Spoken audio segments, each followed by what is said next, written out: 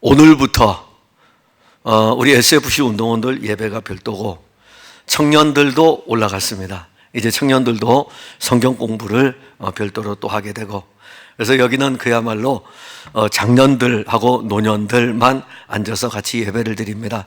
조금씩 이렇게 교회가 성장해 가면서 이러한 것들이 우리가 틀이 잡혀가야 됩니다.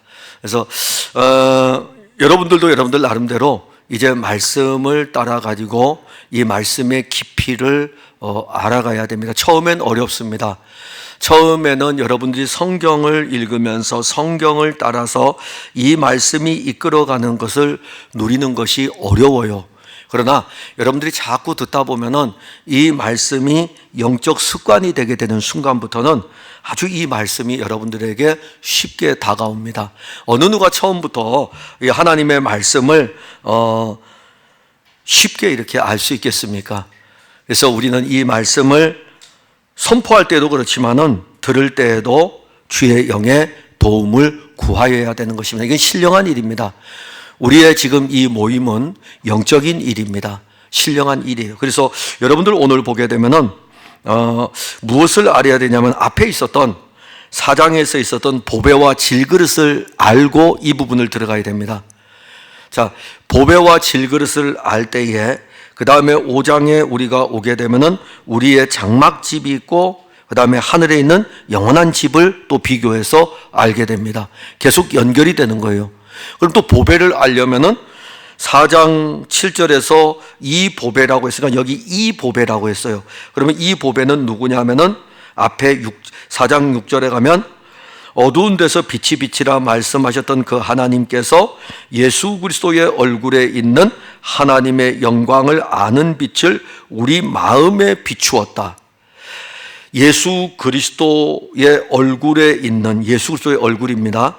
그 얼굴에 있는 하나님의 영광을 아는 빛, 즉 예수 그리스도가 하나님의 아들이 육신을 입고 이 땅에 왔는데 육신을 입으신 하나님의 아들은 하나님의 영광 그 자체이고 그 영광의 빛이 어디에 비추어졌냐면 우리 마음에 비추어졌고, 우리 마음에 비추어진 이것을 7절에서는 우리가 이 보배를 이렇게 했어요. 이게 보배예요. 우리 그리스도인의 보배는 육신을 입으신 하나님의 아들이 우리의 보배인데 이 보배가 우리 마음에 비추어졌다라고 했기 때문에 이것을 7절에서는 우리 질그릇에 가졌다. 질그릇은 흙으로 빚어진 그릇입니다. 흙으로 빚어진 그릇이고 여기서 언급하는 이 질그릇은 우리 육체를 이야기해요. 우리 이 육체 안에 하나님을 아는, 예수 그리스도를 아는 빛을 비추어 주셨는데, 근데 이것을 표현할 때에 우리는 보배라 그럽니다. 이 질그릇 안에 하나님을 아는 빛이, 그리스도를 아는 빛이 이렇게 비추어지면 이 안에 우리 마음에 그리스도에 대한 것을 다 알게 되고 그리스도가 어떤 분인지 누리게 되고 하는 이것이 바로 보배인 것입니다. 예수 그리스도가 우리의 보배예요. 모든 그리스도인의 보배는 예수 그리스도입니다. 그래서 이제 4장을 쭉 보게 되면은 육신을 입고 신앙생활을 할 때에 우겨쌈을 당하기도 하고 답답한 일을 당하여기도 하고 박해를 받기도 하고 거꾸로 뜨림을 당하기도 하고 이런 우리의 영적인 모습들을 다 언급합니다. 그러니까 고린도 교회 성도들을 보게 되면은 지금 이 비침을 받아가지고 그들 안에 보배이신 그리스도가 계시지만 여전히 그들도 연약하여 가지고 우겨쌈을 당하기도 해요. 그리고 또 답답한 일을 만나기도 하고 박해를 받기도 하고 거꾸로 뜨림을 당하기도 하고, 그런데 그들 안에는 보배이신 그리스도가 계시기 때문에 이 그리스도가 그래서 이 부분을 언급할 때에 10절부터는 어떻게 표현하냐면 예수의 생명으로 표현합니다. 그러니까 보배를 언급하고 이 보배이신 그리스도가 우리 마음에 비추어졌고 이 보배이신데 그 다음에 우리가 당하는 현실적인 여러 문제들을 언급할 때에 이 여러 문제 속에서 이분이 누구냐면, 우리 보배가 누구냐면 예수 생명. 내 생명이 아니고 내 육신을 따라가는 생명이 아니고 예수 생명입니다. 그러면 이제 여기서 이제 어디로 가야 되냐면은 16절로 가게 되면 둘이가 같이 나와요. 겉사람에 대해서 나오고 속사람이 나옵니다. 그러니까 질그릇 자체는 겉사람이고 질그릇 안에 있는 예수의 생명은 속사람입니다. 이걸 이제 비교하는 거예요. 그래서 질그릇이라고 하는 우리 육신의 겉사람은 낡아질 수밖에 없는 것입니다. 점점점 낡아지게 돼 있어요. 저도 이제 60이 넘었는데 자리에서 앉았다가 일어나면은 그냥 책상 의자에 앉아서 일어날 땐 별 적이 없어요. 그런데 바닥에 앉아서 일어날 때는 습관적으로 나오는 게 있어요. 어디 자꾸 가고 싶더라고요. 아이고 해요. 주 예수의 나라에 가고 싶어 그런지 자리를 잡고 일어날 때 그냥 습관적으로. 근데 젊은 애들을 이렇게 보면 젊은 애들은 그냥 일어나대요. 저도 그런 날이 있었는데 어느 순간에 60이 넘어서니까는 이렇게 일어날 적에 근데 습관적으로 그냥 나와요. 옛날 어르신들이 왜 그런가 했더니 그런데 일어날 때 아파서 그러는 게 아니에요. 아파서 그러는 게 아니고 그냥 이미 낡아지고 있는 제 육신의 이 육체의 모습을 이제 보게 됩니다. 근데 그것만 그렇겠습니까? 이미 저를 비롯한 여러분들을 이렇게 뵐 때에 우리가 얼마 만에 만났습니까? 얼마 동안 오랫동안 이렇게 같이 합니까? 그렇죠? 그러는 과정 속에서 우리 육신은 점점점 낡아지고 있습니다. 그런데 또 하나 놀라운 것이 있어요. 육신은 낡아지고 육신은 후패하여 점점점 약하여지지만 질그릇 안에 무엇이 있다고 그랬죠? 보배가 있다고 그랬고 이 보배는 예수 그리스도를 아는 빛인데 바로 예수의 생명입니다. 그러면 이 속사람은 뭐라고요? 날로 새롭도다. 이게 바로 그리스도인들이 어떤 면에서 보게 되면 교회를 오래 다니면 우리 속에서 그리스도의 생명이 날로 새로워지는 것입니다. 예수를 1년 믿는 것보다 10년을 믿으면 예수의 생명이 더욱더 새로워져야 돼요. 아니, 오히려 예수의 생명이 더욱더 풍성하게 나타나는 것이 맞습니다. 왜냐하면 우리의 속사람은 날로 새로워지는데 이 속사람이 누구냐면은 바로 보배이신 예수 그리스도를 아는 빛이 우리에게 와 있기 때문에 우리 안에 속사람은 날로 새로워집니다. 그러니까 여러분들은 겉사람을 많이 치장하죠. 겉사람을 많이 가꿉니다. 근데 속사람은 무엇으로 가꾸겠습니까? 속사람은 무엇으로 새로워지겠습니까? 이 부분을 언급할 때 바울은 고린도 교회에 편지를 쓰면서 고린도 교회는 많은 문제가 있습니다. 문제가 너무 많아가지고 열거할 수 없을 정도예요. 그 문제 많은 교회에 첫 번째 편지를 썼는데 이 교회가 이제 그 편지를 받고서 제대로 써야 되는데 곧이어 등장한 것이 거짓 사도들이었어요. 그런데 이 거짓 사도들이요, 눈에 보이는 그런 거짓이 아니에요. 교묘하게 속이는 사도들이에요. 교묘하게 속이기 때문에 이것은 제대로 보지 아니하면 분간하기 어렵습니다. 그래서 넘어가는 거예요. 만일 여러분들에게 누가 와서 신천지라 그러면 넘어가는 사람 누가 있습니까? 왜 신천지가 교회 다니는 사람들을 왜 공격하겠습니까? 모른다니까요. 몰라요. 모르는데 가다 보니까 이미 이제 빠져나오려고 하다 보니까는 신천지에 가 있는 거예요. 그게 거짓 사도가 그거예요. 그러니까 처음부터 우리가 할 때 참 거짓하면 분명히 구분되죠. 그럼 바울이 고린도 교회에 편지 쓸 때 이 거짓 사도에 대해서 언급할 때에 구분되는 게 아니라는 것입니다. 구분되지 않지만 고린도 교회 안에서 이 많은 문제들을 일으켰던 이 교회들에게 바울이 편지를 써서 바른 복음을 제시해 주었는데 이 혼란케 하는 세력들이 들어와 가지고 바울의 이 사도권에 대한 문제를 도전하니까 고린도 교회 입장에서는 바울의 사도권이 무너지게 되면 첫 번째 보낸 편지까지도 무용지물이 되는 것입니다. 교인들은 그걸 잘 이해를 못하는 것이죠. 자, 그러면 이제 고린도 교회 교인들 같은 경우에는 이 겉사람으로 계속 신앙생활 하는 거예요. 겉사람으로 신앙생활하고 자기 육체를 신뢰하고 자기 육체를 의지하고 자기 육체를 자랑하고, 근데 점점점 낡아지는 것들이에요. 이들이 속사람으로 말미암아 새로워지는 은혜를 입어야 되는데 고린도 교회를 속사람으로 새롭게 이끌어갈 만한 영적 지도자가 없었어요. 4개의 파로 나누어져 있죠. 다양한 문제가 있죠.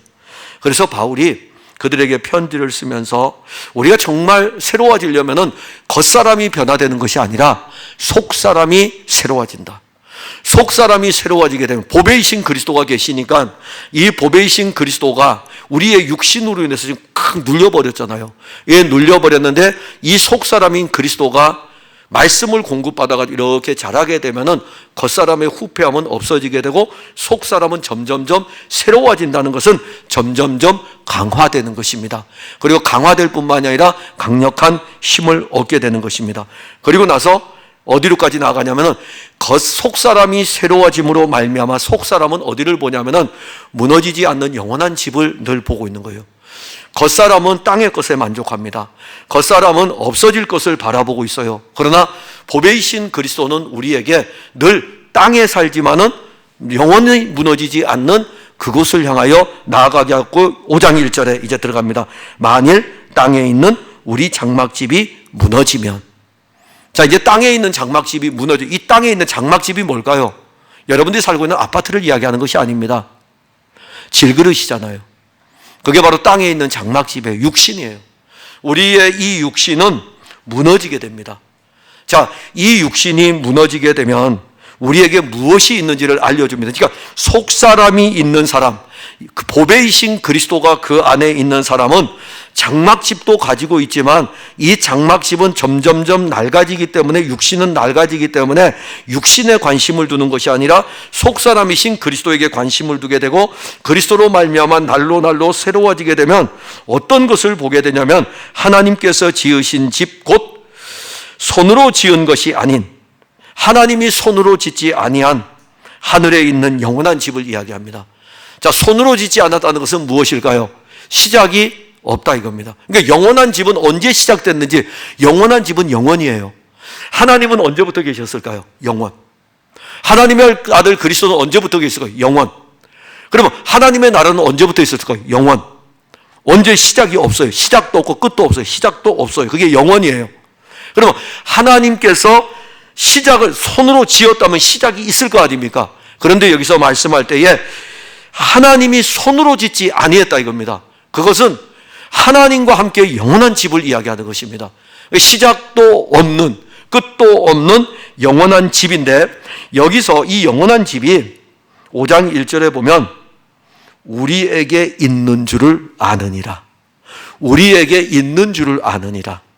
우리에게 있다는 것을 우리가 여기서 알고 있다라고 하는 이 기노스코라는 단어는 어떤 단어냐면 지식을 이야기하는 게 아닙니다. 제가 지금 여러분들에게 설교하잖아요. 여러분들이 설교를 들으면서 아, 우리에게 영원한 집이 있구나라고 이렇게 지식으로 아는 걸 이야기하는 것이 아니고 내가 지금 누리고 있다는 것입니다. 영원한 집이 내게 있다는 것을 누리는 거예요. 저는 이게 대장 내시경을 할 때마다 용종을 떼어냅니다. 그래서 하도 떼어내다 보니까 요즘은 대장 내시경을 할 때마다 늘 이 생각을 해요. 돈 좀 벌어야 되겠다. 저는 보험을 들어놨기 때문에 대장 내시경 해서 용종을 떼어내면 무조건 어느 보험회사에서 무조건 그냥 40만 원 나옵니다. 무조건 나와요. 그렇기 때문에 떼어내면, 처음에는 떼어낼 적에 내 대장이 내 깨끗할 줄 알았는데 이렇게 생각을 했거든요. 근데 한번 대장 내시경을 받고 나서부터 쭉 시간이 지나면서 해마다 저는 보험금을 받아요. 그 말은 해마다 용종을 떼어내고 있다는 것입니다. 그런데 의사 선생님이 체질이 그렇대요. 체질이 그렇다고 이야기를 하는데, 요번에도 내시경을 받을 때 12월 26일 날 내시경을 받는데 마우스피스를 꼈잖아요. 수면 내시경을 하려고.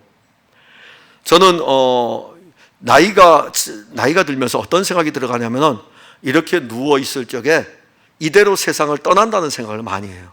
이대로 세상을 떠난다. 그러면 이제 남겨진 사람이 슬퍼하는 것은 남겨진 사람의 몫이고, 그리고 저는 깨어나게 되니까, 그 깨어날 때는 천국에서 깨어나는 것이, 이 땅에서 눈을 감지만 천국에서 깨어나게 되니까, 그래서 대장 내시경을 할 때에 마우스피스를 딱 물었을 적에 곧 마취 되겠구나. 그러면서 마취 되겠구나라고 딱 생각을 했거든요. 그러면 이제 잠시 후에 깨어나면은 이 생각을 하고 있는데 다 했다고 일어나래요. 그 사이에 벌써 마취가 다 됐고, 아니 잠시 뒤에 깨어나면 천국이라는 생각을 하려고 하고 있는데 다 된 거예요. 그렇게 빨리 될 줄은 몰랐어요. 제가 왜 이 말씀을 드리냐면 어차피 이 육신은 후패합니다. 이 육신은 썩어 없어질 것이고, 하나님께서 우리를 위해서 영원한 집, 하나님이 손으로 짓지 아니한, 하나님이 영원 전부터 계실 때부터 있었던 그 집이 누구에게 있냐 하면, 성경을 보는 놀라운 은혜는 우리에게 있다는 것입니다. 우리에게. 다른 사람을 위해서 있는 게 아니라 우리에게.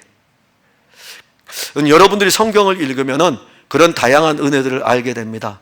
제가 좋아하는 게 뭐냐면은 엘리사의 사건이에요. 아람 나라의 군대가 엘리사를 체포하려고 아무리 전쟁을 해도 아람이 지니까는 아람 나라 왕이 회의를 열었는데 그 신하들 입에서 나온 게 저 이스라엘 땅에는 하나님의 사람이 있어서 전쟁하면 진다 이겁니다. 우리나라에 스파이가 있는 게 아니라 저 이스라엘 땅에 하나님의 사람이 있어서 진다. 그래서 아람 나라의 왕이 군대를 동원해 가지고 엘리사를 잡아오려고 그랬어요. 그때 엘리사가 도단성에 있었습니다. 엘리사가 도단성에 있었는데 그 군대가 빼곡히 아람 나라의 군대가 엘리사를 체포하려고 겹겹이 도단성을 에워쌌습니다. 근데 그 성에 살던 엘리사가 자기 사환이 있을 거 아니에요. 이 사환이 밤에 딱 나와보고 놀란 거예요. 큰일 났다 이겁니다. 이 도단성이 아람 나라의 군사들로 겹겹이 에워싸 있는 거예요. 그래서 자기 엘리사에 가서 주인이요 큰일 났습니다. 지금 바깥에 엄청나게 많은 군대가 이 도단성을 에워싸고 있습니다 라고 하면서 막 불안해하면서 그러는 거예요. 그때 엘리사가 기도하죠. 기도하여 이르되 이 청년의 눈을 열어달라 이겁니다. 그 기도가 끝나자마자 이 청년이 딱 보니까는 어떤 일이냐면 불말과 불병거가 보이는 거예요. 여러분, 불말과 불병거가 있는 게 중요한 게 아니에요. 불말과 불병거가 아무리 많으면 뭐 하겠습니까? 여러분들은 불말과 불병거가 있네 이렇게 보죠. 근데 더 보세요. 더 보면 불말과 불병거가 보였는데 그 불말과 불병거가 엘리사를 에워쌌더라. 저는 그건 너무 좋아해요. 불말과 불병거가 많은 것보다 그 불말과 불병거가 누구를 에워싸고 있느냐? 하나님의 아들이 육신을 입고 왔는데 그 하나님의 아들이 예수가 육신을 입고 입은 하나님의 아들인 것을 이제 우리 중에 모르는 사람이 누가 있습니까? 그런데 그 예수님이 나와 함께, 우리와 함께 영원히 계시다는 것이 얼마나 놀라운 은혜입니까? 지금 설교하는 제 안에 있고 설교를 듣고 있는 여러분들 안에 예수의 생명이 예수 그리스도가 계신 것입니다. 우리에게 있다 이겁니다. 무너지지 않는 영원한 집이 우리에게 있다 이겁니다. 바울에게도 있고 고린도 교회 교인들에게도 있다. 그 다음에 2절에 가면 참으로 우리가 여기 있어 탄식하며, 자, 우리가 여기 있다는 것은 땅에 있다는 거죠. 무너지는 땅, 그리고 무너질 수밖에 없는 땅, 여기에 있고 이 여기에 있는 동안에 우리는 겉사람의 모습을 입고 살아갈 수밖에 없어요. 저 나라에 가게 되면, 주 예수의 나라에 가게 되면 겉사람은 없습니다 이제. 그러나 땅에 있는 동안에는 겉사람을 입고 살아가야 돼요. 아담의 본성의 모습을 가지고 살아가야 돼요. 그래서 여기 있는 동안에 탄식할 수밖에 없고 애통해할 수도 있고 슬퍼할 수도 있고 때로는 시기하고 질투할 수도 있고 미워할 수도 있고 다 모여 있어요. 아담의 본성의 모습을. 그래서 우리가 여기 있어 탄식하며, 하늘로부터 탄식한다는 이 자체는 그런 우리의 연약 속에서 우리가 영적인 탄식이 있어야 돼요. 왜 어떤 영적인 탄식이 있어야 되면 보배가 계시잖아요. 보배이신 그리스도가 이 질그릇 안에 있는데, 우리 육체 안에 있는데, 이 보배이신 그리스도로 인하여 가지고 어떤 일을 당해도 우리는 넉넉히 이깁니다. 그래서 우리에게는 이 보배이신 그리스도를 통해 가지고 우리에게 영원한 집을 보게 하시는 거예요. 근데 육신을 입고 있으니까 연약하잖아요. 그러면 이 육신은 무엇을 탄식해야 되냐면은 오늘 먹을 것을 위해 탄식하는 것이 아니고, 오늘 마실 것을 위해서 탄식하는 것이 아니고, 겉사람으로 인하여 가지고 속사람의 은혜를 알지 못하는 것으로 인하여 가지고 탄식하는 거예요. 그러면 이 탄식 속에서 무엇을 구하느냐면은 탄식하면서 하늘로부터 오는 우리 처소를 기다리고 있는 거예요. 그리고 하늘로부터 오는 처소가 뭐죠? 영원한 집이에요. 이 영원한 집은 우리의 보배이신 예수 그리스도이고, 이 땅에서 육신을 입고 있을 때에는 이 영원한 처소가 우리에게 오기를 위해서 탄식할 수밖에 없는 영적인 모습이지만은, 그 탄식할 때에 무엇 때문에 탄식하냐면은 세상에 먹고 마시는 것을 위해서 탄식하는 것이 아니라 우리 처소로 덧입기를 간절히 원한다. 자, 원래 우리의 처소는 낡아지는 처소입니다. 낡아지는 처소에 영원한 집이 있는데 이 영원한 집이 우리에게 입혀지기를 탄식하고 있는 거예요. 이게 고린도 교회에 보내는 편지인 것입니다. 여러분들도 신앙생활 하실 적에 내 겉사람에게, 이 겉사람의 모습 속에 속사람의 은혜가 영원한 처소가, 그리스도 예수는 우리의 영원한 처소가 되는데 내가 너희를 위하여 처소를 예비하러 간다고 했으니 그 영원한 처소이신 그리스도가 우리에게 덧 입혀져야 돼요. 이 상태에서 입혀져야 돼요. 모두가 다 이 예수 그리스도로 입혀져야 됩니다. 그러니까 한 면에서 보면은 그리스도가 우리 안에 보배로도 계시고 또 한 면에서 보게 되면은 덧 입혀지는 은혜로도 나아가고, 그러니 이게 바울이 고린도 교회에 보내는 편지를 보게 되면 육신에 관한 일을 이야기하는 것이 아니라 육신으로 일어날 수 있는 이 모든 것들을 풀 수 있는 해답은 보배이신 그리스도일 뿐만이 아니라 그의 처소로 입혀질 때에, 그리고 3절에 가면 이렇게 왜 입어야 되냐면은 우리가 벗은 자들로 발견되지 않으려 함이니. 자, 벗은 자들이 누구입니까? 아담과 하와는 원래 벗은 줄 몰랐어요. 그런데 아담과 하와가 범죄함으로 말미암아 벗은 줄 알았어요. 벗은 줄 알았을 때 그들은 어땠을까요? 부끄러웠죠. 영적인 수치입니다. 영적인 부끄러움이고 영적인 수치예요. 그때에 그들은 어떻게 하려고 했을까요? 그 영적인 부끄러움과 수치를 자기들이 가리려고 무화과 나뭇잎을 가지고 엮었습니다. 그런데 해가 쬐니까는 말라버려요. 해보다 더 빛나는 것이 뭡니까? 하나님의 빛이잖아요. 죄인을 향해서 하나님의 빛이 오게 되면은 우리가 노력해서 부끄러움을 가리려고 했던 모든 것들은 다 말라버립니다. 그게 바로 어디에 있냐면은 10절에 나와요. 우리가 다 반드시 그리스도의 심판대 앞에 나타나게 되어 각각 선악간에 그 몸으로 행한 것을 따라 받게 하려 합니다. 그냥 다 드러나게 돼 있어요. 그래서 아담과 하와가 나뭇잎으로 엮었던 것들이 벗겨지니까는 또 여전히 벌거벗고 수치스러운 거예요. 그래서 누가 입혀줍니까? 하나님께서 아담과 하와에게 짐승을 잡아가지고 그 옷을 입혀줍니다. 그 옷을 입혀준 거예요.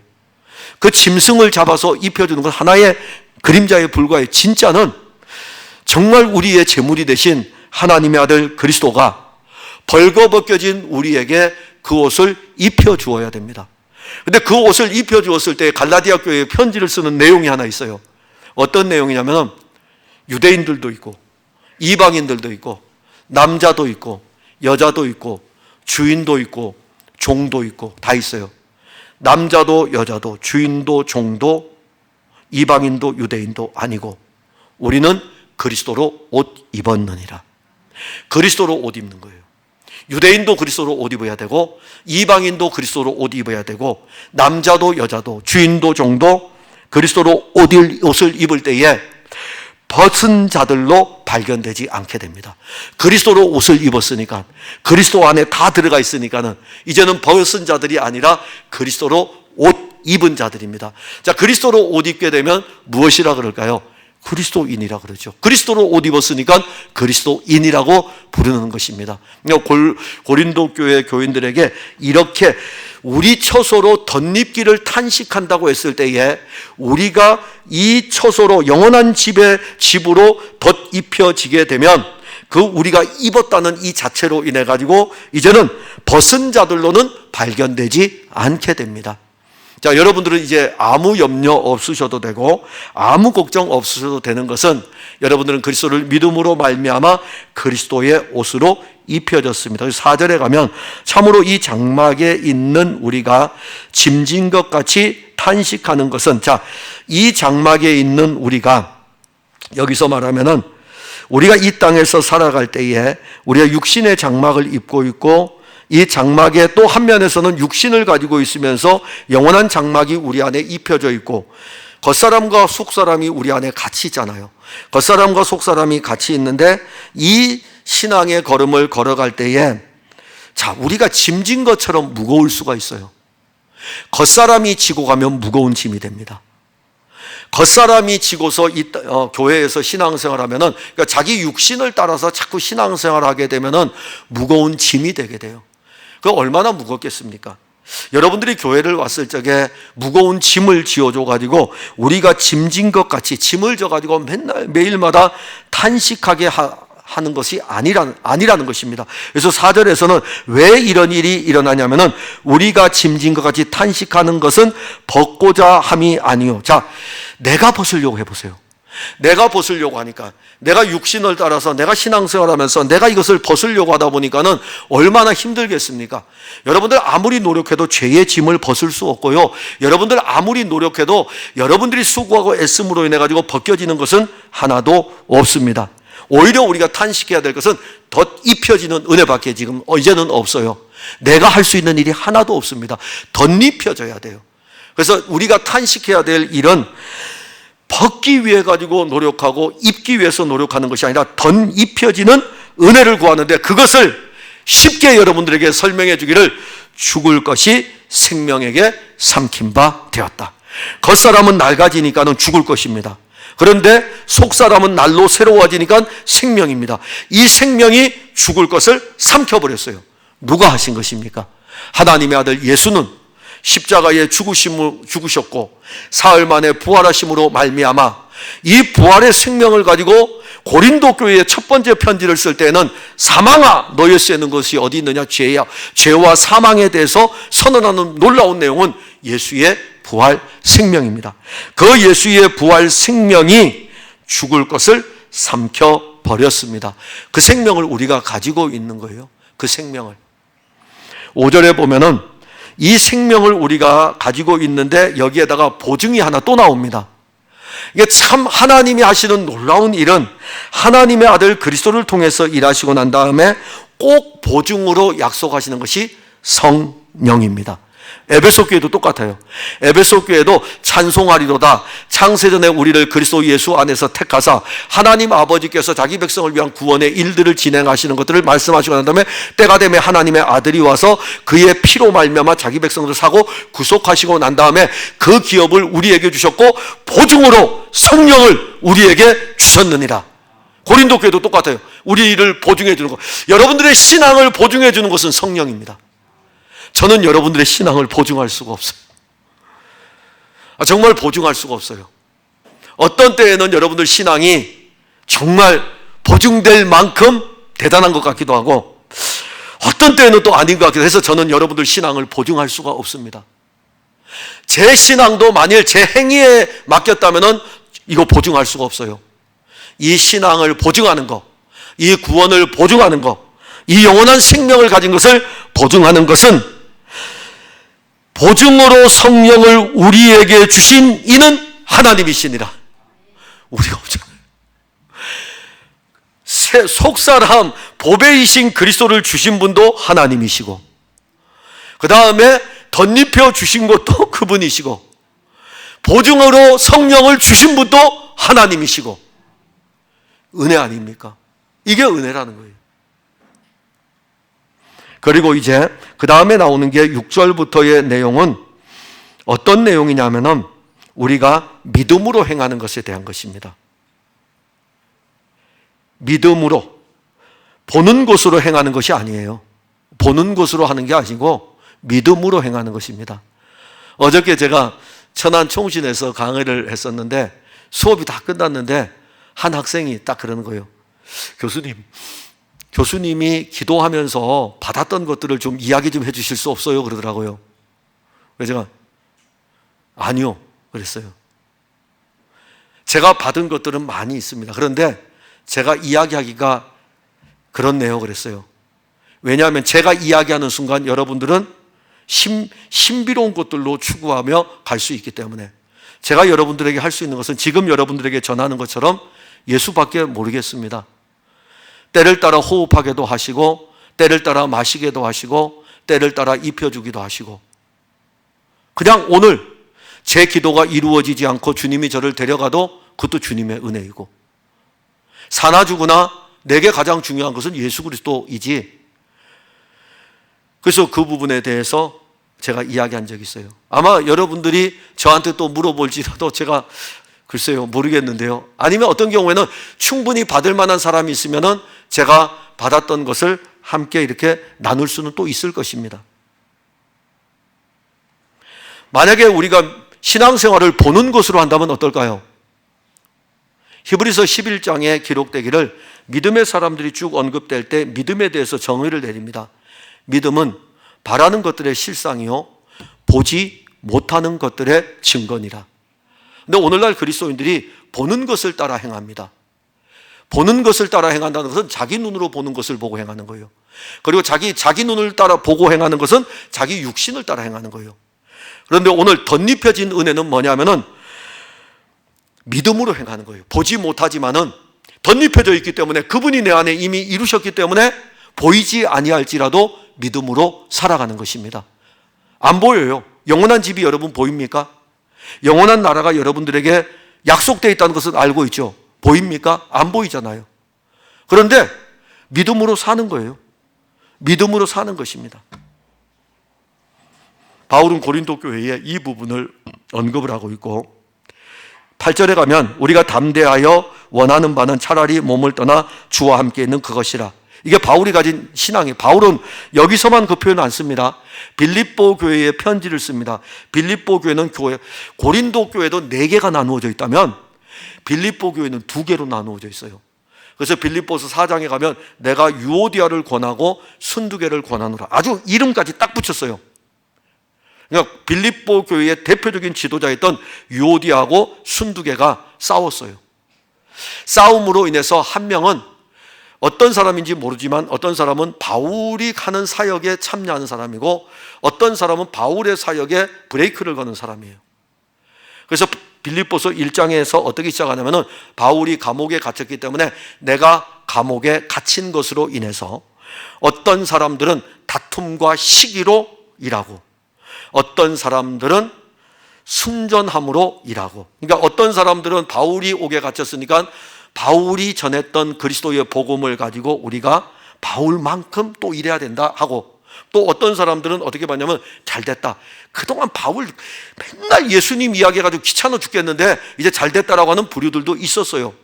근데 그 교회에 편지를 쓰면서 1장에서 요디아 그 어떤 내용이 나오냐면은 내가 정말 원하는 것이 있는데 내가 살든지 죽든지 내게서 그리스도가 존귀하게 되기를 원하노라.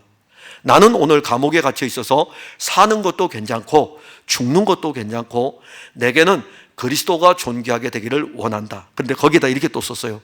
근데 나는 죽고 싶다. 나는 너희를 떠나고 싶다 이겁니다. 그게 바울의 간절한 소망이었어요. 그런데 또 하나 바울이 이야기합니다. 근데 내가 남아야 있어야 되는 것은 너희를 위하여서다라고 말씀을 합니다. 그럼 여기 보게 되면 9절에 보게 되면 그런즉 우리는 몸으로 있든지 떠나든지, 자 살아있을 수도 있고 떠나든지 간에 우리가 정말 차라리 나는 떠나는 것을 원하지만 떠나서 주님과 함께 있기를 원하지만은 그러나 떠나는 것이든지 남아있든지 간에 떠나도 주님을 기쁘시게 남아도 주님을 기쁘시게, 이게 그리스도인입니다. 내가 오늘 살아있을 때에 주님을 기쁘시게 하는 것이고 내가 이 세상 육신의 장막을 벗을 때에도 주님을 기쁘시게 하기를 위해서입니다. 마지막 10절을 여러분들에게 풀어드리겠습니다. 이는 우리가 다 반드시 그리스도의 심판대 앞에 나타나게 되어, 자 우리는 모두가 다 그리스도의 심판대 앞에 서게 될 것입니다. 저도 쓰고 여러분들도 그리스도의 심판대 앞에 서게 될 것입니다. 그런데 그리스도의 심판대 앞에 설 때에 여기 잘 보세요. 그리스도의 심판대 앞에 나타나게 되어 각각 선악간에, 여기 이제 선악간이 중요합니다. 선악간에 그 몸으로 행한 것을 따라 받으려 함이라. 선과 악에 대해서 나와요. 그러면 지금 바울이 고린도 후서 4장 5장에서 끊임없이 3장 4장 3장에서는 영광에 대한 것이 나오고 정죄에 대한 것이 나옵니다. 영광에 대한 것을 끌고 와서 4장에서 보배에 대해서 언급하고 있고 속사람에 대해서 언급하고 있고 5장에서 영원한 생명에 대해서 언급하고 있고 이 영원한 생명을 가진 사람도 심판대 앞에 섰을 때에 선악간의 의미는 뭘까요? 예수 믿는 사람도 심판대 앞에 서가지고 선악간의 심판을 받을 때 율법을 따라 심판을 받을까요? 그래서 여러분들이 성경을 잘 보라는 것입니다. 앞에 제가 왜 풀었을까요? 선은 누굽니까? 선은 하나님의 아들 그리스도만이 선하십니다. 그분이 이루신 이 일들을 믿음으로 사는 사람은 그 심판대 앞에서 선악간의 심판을 받기 때문에 그분이 우리를 위해서 심판을 받으신 것을 우리 믿음으로 살아왔잖아요. 그렇기 때문에 그 심판대 앞에서 이게 선이라는 것입니다. 여러분들이 불신자들 보면서 야, 저 사람 동정해 줘야 된다, 저 사람 물 한 모금 떠줘야, 그는 불신자들도 하는 일이에요. 사회복지는 불신자들도 하고 신자들도 하는 것입니다. 신자들하고 불신자하고 다른 점이 없어요. 그런데 신자들은 내가 받을 형벌을 하나님의 아들이 받으신 것을 믿는 것입니다. 이게 선이에요. 이게 선입니다. 악은 뭡니까? 하나님의 아들이 내 대신에 심판받은 것을 거절하는 것이 악이에요.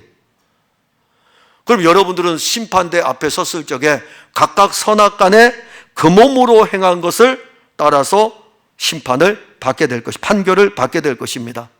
어떻게 받으실까요?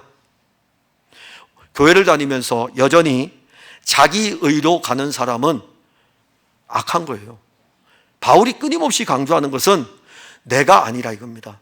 그리스도가 우리 안에 생명을 주었고 그 생명이 우리 안에 사는 것이고, 오늘 찬양대가 찬양했잖아요. 예수 내 안에 계시고 영원히 계시고 살아 계시고, 찬송만 그런 게 아니라니까요. 진짜라니까요. 실제입니다. 그분은 내 안에 계시고 그분은 영원히 계시고 그분은 살아 계시고 내 안에 사시는 분이셔요. 저는 우리 풍성한교회 모든 성도들이 우리를 위해서 이미 심판을 받으신 하나님의 아들 그리스도를 믿는 믿음으로, 그리고 그 믿음으로 살 뿐만이 아니라 덧입혀진 예수의 그 옷으로 입혀진 그 옷으로 살고, 예수의 생명이 죽음을 이겼기 때문에 그 생명이 죽음을 삼켰기 때문에 그 생명으로 사는, 그게 바로 고린도 교회가 안고 있는 문제이기 때문에 해결책이고 우리 풍성한 교회가 가지고 가야 될 생명의 말씀인 것입니다. 이 은혜가 우리 모든 풍성한 교회 성도들에게 풍성하기를 바랍니다. 기도하겠습니다. 하나님 감사합니다. 오늘 우리는 바울이 고린도 교회에 편지를 보내면서 땅에 있는 것과 영원한 것에 대해서, 그리고 죽음과 생명에 대해서, 믿음과 행함에 대해서 이 말씀들을 섞어서 같이 풀어가면서 우리에게 주었습니다. 이미 우리는 영혼을 가지고 있고 우리는 그리스도로 옷 입었고 우리에게 준 이 영원한 생명이 우리의 죽음을 삼켰고, 그래서 이 영원한 생명을 가지고 우리는 믿음으로 삽니다. 주 예수 그리스도를 믿는 이 믿음이 오늘 우리로 하여금 살게 할 뿐만이 아니라 마지막 심판대 앞에 섰을 때에도 이 믿음은 우리에게 은혜로 또 작용할 것입니다. 주 예수 그리스도, 그가 이루신 놀라운 일들이 오늘도, 주가 이루신 그 놀라운 일들이 영혼 안에서도 우리에게 생명이고 축복임을 고백합니다. 사랑하는 성도들에게 이 믿음의 부요함을 더하여 주옵소서. 예수님 이름으로 기도하옵나이다. 아멘.